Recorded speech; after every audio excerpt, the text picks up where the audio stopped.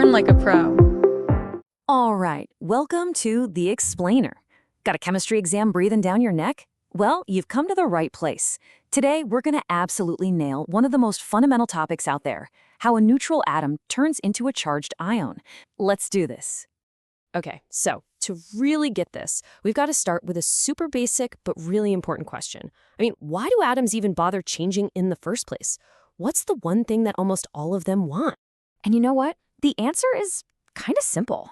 They all want to be like the rock stars of the periodic table, the noble gases.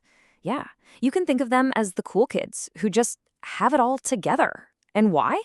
Well, it's all about their electrons. They've got a full outer shell, and that is like the gold standard for stability. It's atomic perfection. So right there, that's the big problem for pretty much every other atom.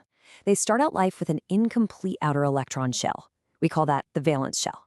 And having an incomplete shell, that makes an atom unstable, kind of twitchy, always looking to react with something to finally get that perfect, stable, noble gas setup.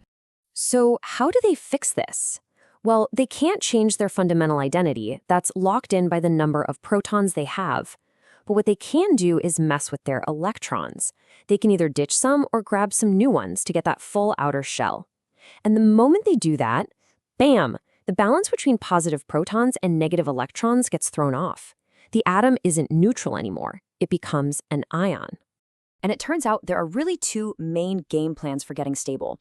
Over on the left, you've got the metals. They usually have just 1, 2, maybe 3 electrons in that outer shell. So for them, the easiest thing to do is just lose those few electrons. But on the right, you have the nonmetals. They're the opposite. They're already so close to having a full shell, so their best move is to gain the 1 or 2 electrons they need to complete the set. Okay, let's look at a real-world example. Take a classic metal, sodium. A regular neutral sodium atom has 11 positive protons and 11 negative electrons. Perfectly balanced so the net charge is 0. But check out its electron structure, 2, 8, 1. See that? That one lonely little electron on the outside? That's the problem. That's what makes it so reactive. So what do you think it does? Yep, it gets rid of it. The sodium atom just boots that one outer electron out. And that simple little act completely transforms it. As you can see in the equation, it turns into a sodium ion, and that electron is now free. And here's the after picture. The sodium ion, notice I said ion, still has its 11 protons. That never changes. But now it only has 10 electrons.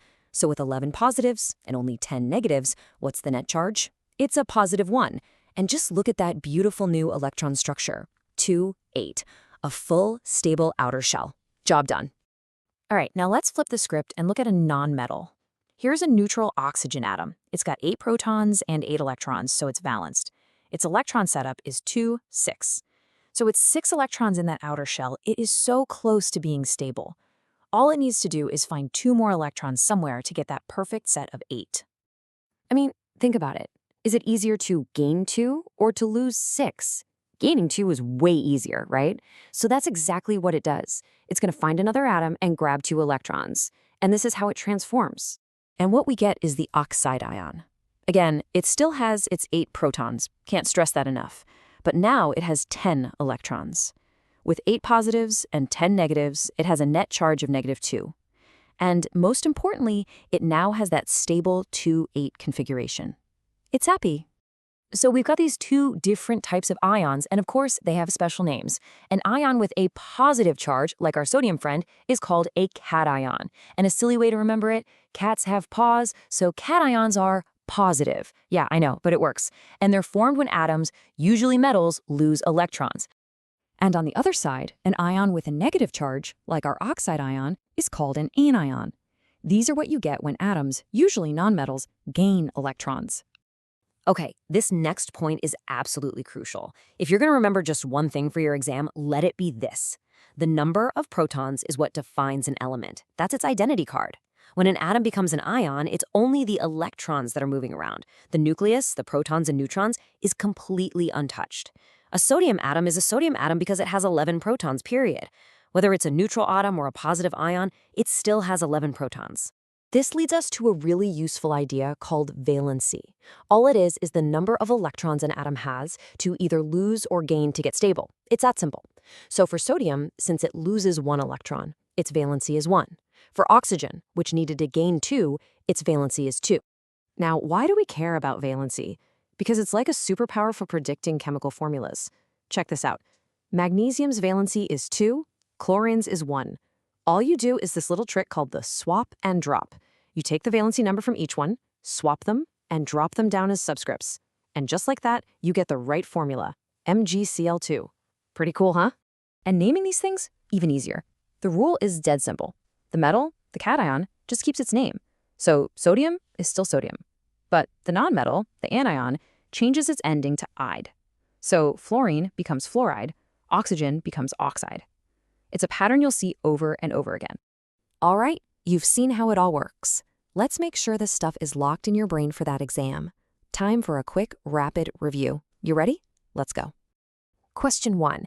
An atom loses 3 electrons, okay? It's losing 3 negative charges. So what kind of ion does it become, and what's its overall charge? And the answer is a cation with a 3+ charge. If you got that, nice one.